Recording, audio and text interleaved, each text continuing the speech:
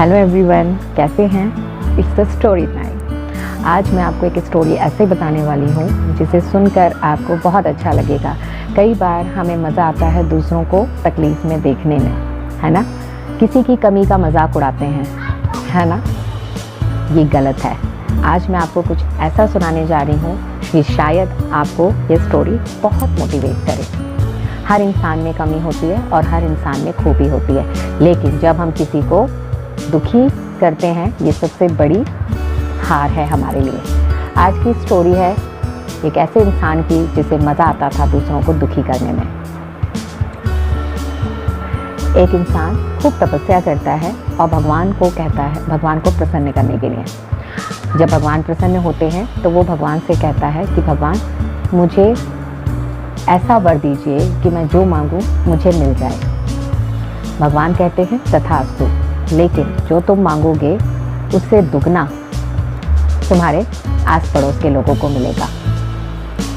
कि इंसान बड़ा खुश होता है, कहता है वाह, क्योंकि उसने पूरी बात सुनी ही नहीं। वो तो खुश था कि भगवान ने उसे जो मांगा वो दे दिया।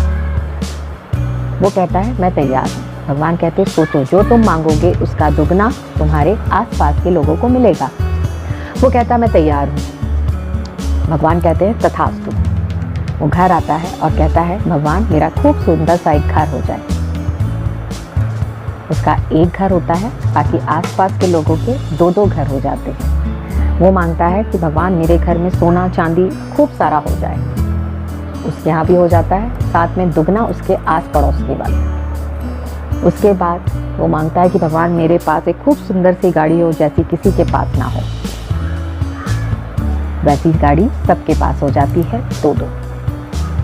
वो कहता है भगवान, मेरे पास एक खूबसूरत सी बीवी हो और बच्चे हों जिनके साथ मैं खुश रहूं। सबके पास दो दो हो जाती हैं।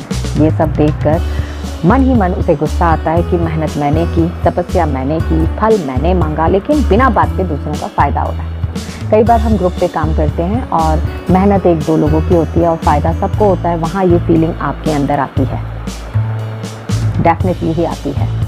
एक ही कमी सारे ग्रुप पर हावी पड़ती है, एक ही खूबी सबके ग्रुप पर हावी पड़ती है। अब वो देख रहा था, उसे गुस्सा भी आ रहा था कि मैं क्या करूं। वो एक दिन सोचते सोचते इतना दुखी हो जाता है कि उसके सोचने की क्षमता खत्म होने लगती है। वो भगवान से कहता है भगवान, मेरी एक टांग टूट जाए। उसकी एक टांग टूटती है, सबकी दो दो। वो बहुत खुश होता है, वाह बहुत अच्छा हुआ। फिर वो भगवान से कहता है कि भगवान, मेरा एक हाथ टूट जाए। तो सबके दो दो हाथ टूट जाते हैं। वो बहुत खुश होता है, कहता है भगवान, मेरी एक आंख फूट जाए। सबकी दोनों फूट जाती हैं। ऐसे कर करके वो ये भूल जाता है कि वो दूसरों के साथ साथ अपना नुकसान भी कर रहा है। जब तक नुकसान बड़ा ना हो जाए हमें समझ नहीं आता। उसे जब समझ आता है जब वो सब कुछ खो चुका होता है, लेकिन उसे मज़ा किस में आ रहा था? दूसरों के नुकसान पे। इस स्टोरी से आपने क्या सीखा? इंसान खत्म हो गया दूसरों को दुखी करने में। अगर हम दूसरों को दुखी करने में लगे रहेंगे तो कहीं ना कहीं हम भी अंदर से दुखी होते चले जाएंगे। हम दूसरों का नुकसान करेंगे तो कहीं ना कहीं हमारा भी नुकसान होगा जिसे हम देख ही नहीं पाएंगे। मेरा आप सबसे कहना है कि इस स्टोरी से आपको जो शिक्षा मिली है कि हमें कभी भी अपने सिवा दूसरों को नहीं देखना चाहिए। हमारी थाली में जो है वो हमारे लिए खास है, जो दूसरों की थाली में वो उनके लिए खास है। अगर हम ग्रुप में काम कर रहे हैं तो चाहे एक करे चाहे सारे करें, ग्रुप का मतलब ही होता है हम सब एक हैं।